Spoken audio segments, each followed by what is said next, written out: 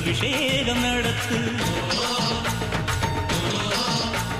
காட்டு வீரங்கெல்லாம் கொடுத்தா தாம் மதிப்பு, பணக்காவி தூரவி எல்லாம் மெலிஞ்சா தாம் மதிப்பு, பணம் கொஞ்சம் இருந்தாலும் கொடுத்தா தாம் மதிப்பு, நீ மகன் என்றால் உன் தாயை மதிச்சா தாம் மதிப்பு.